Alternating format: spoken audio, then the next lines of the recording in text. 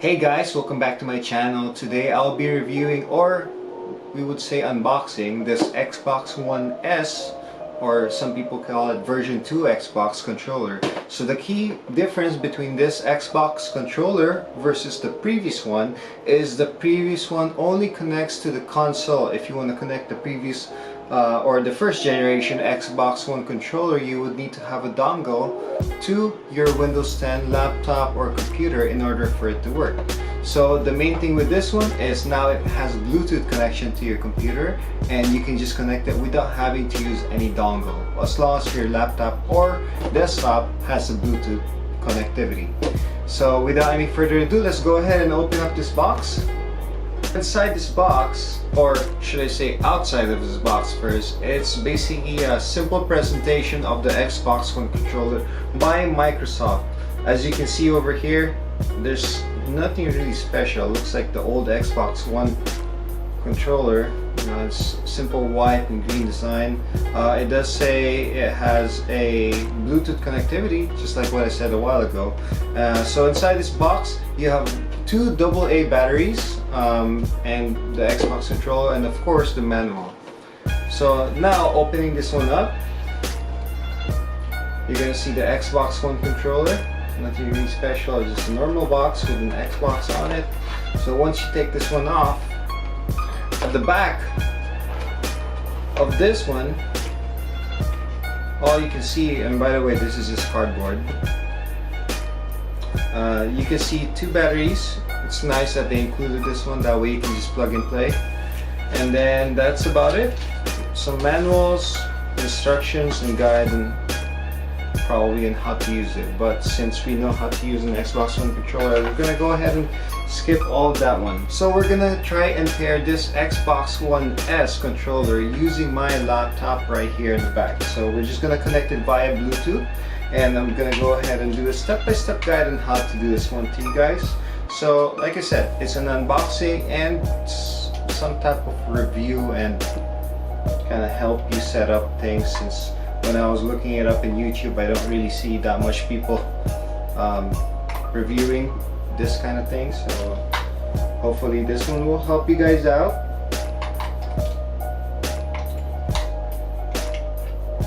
Alright, put the battery inside. There you go.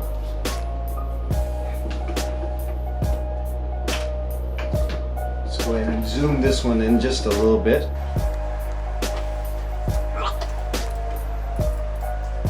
So in order to pair your Xbox One controller via Bluetooth, you're gonna need to use one software.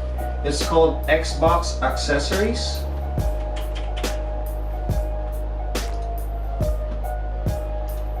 You can look it up in your Microsoft store.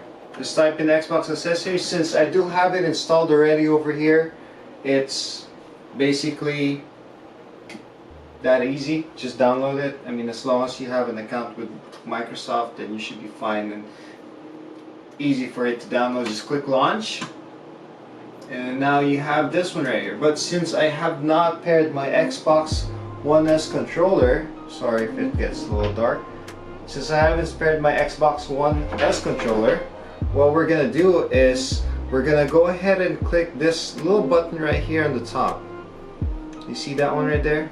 Let's see if it's zoomed in. There you go. This one right here. So it's just like the same button that you use to pair your Xbox One S controller to the console itself with the computer. So we're just gonna go ahead and, well, first we have to turn the controller on by pressing the Xbox logo, and then we're gonna long press this little button right here for about 3 seconds. So now it's on pairing mode. Let me go ahead and put this one aside. We're gonna go ahead and go to the Bluetooth settings, or the Bluetooth on your settings, and we're gonna add Bluetooth or other devices. So Bluetooth, add a device. Is gonna start looking for it. As you guys can see over here, hopefully you guys can see it. It says Xbox wireless controller. All you gotta do is click that one, and it says over here, your device is ready to go. It's that easy. And now we can see the solid white logo right here, which is connected. I don't know if this one is a bug, but I had the same issue with my other laptop before. So whenever I try to pair this one while I have the app open, it makes this weird loading sign. So what you can do, you can just close it and then open it up again. If it still doesn't work, there you go. Now it works. You can detect my controller right here. See if I move it around, you can see the screen moving. So we're gonna go ahead and try opening a game and see how this one will work. Some people say that if you have Bluetooth connectivity, just like a mouse, they have latency. So let's go ahead and try it out. Real quick, I'm gonna fire up Forza Horizon 4.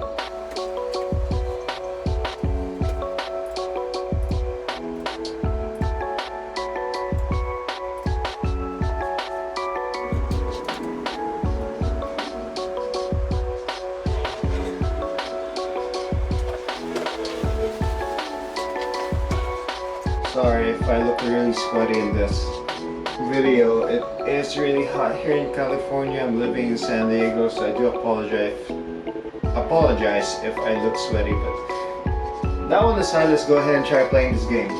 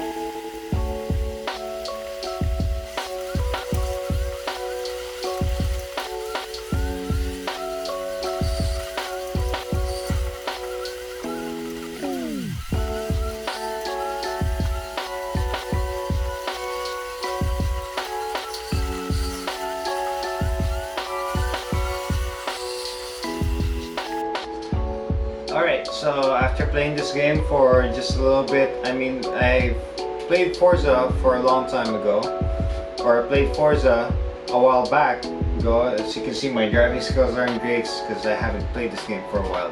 But knowing the controls and everything, or how the gamepad works, or the Xbox controller works, there's really no latency in that.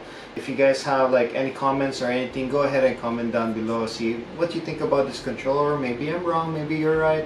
So that's why there's a comment section down below. So just let me know also. Let's go ahead and compare this controller with an Xbox One with the previous generation. Alright, so this one right here is the original Xbox One controller. And this one right here is the current generation one, or as we can say, version 2. So the main difference between these two is, first of all, the aesthetic. So if you look at version 1, it does have like a little gloss finish right here, and on the version 2 it doesn't have it. So I would say, like, design wise, the version 1 does look a little bit better. It has more of the traditional Xbox One or Xbox look with the glossy and plastic, just like their previous Xbox 360 controller.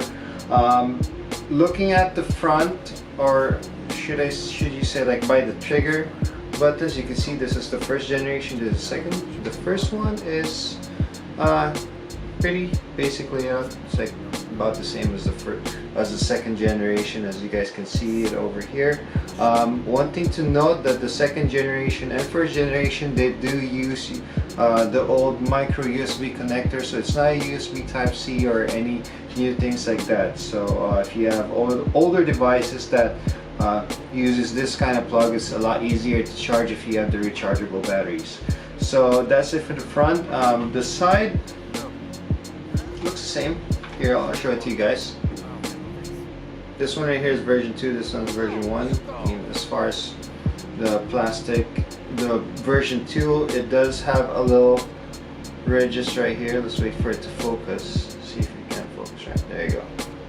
Like, the texture is a little bit different for the back versus the version 1 is just like a smooth finish.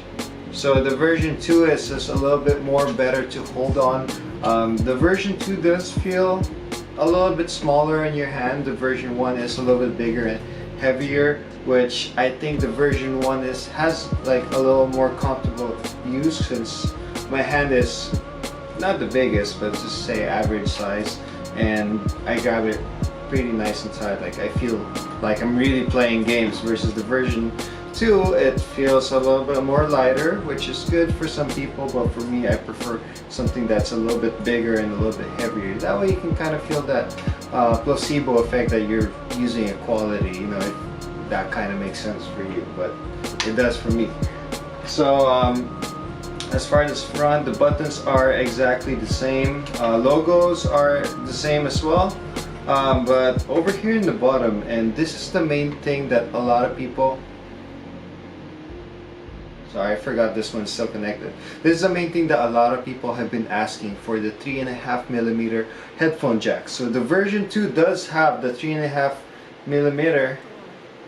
Here, let's go ahead and focus that one.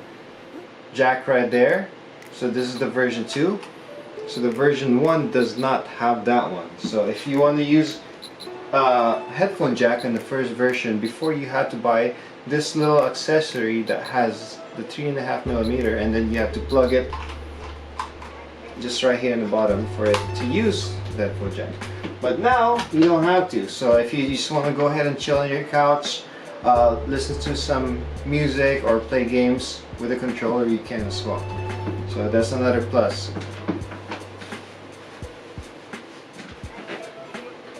Alright, so that's it for my video. Hopefully you guys do like this one. Sorry if I do play racing games pretty bad. I know that's one of the main reasons why I bought this controller, is just to enhance my skills in racing games. But without any further ado, I'm gonna go ahead and end this video. But if you guys do have any comments, suggestions, and what you feel about this Generation 2 controller, I am interested in learning about those things. Like maybe there's some things that I may have missed that I didn't point up in this video. Again, this video is kind of like a review for my own self.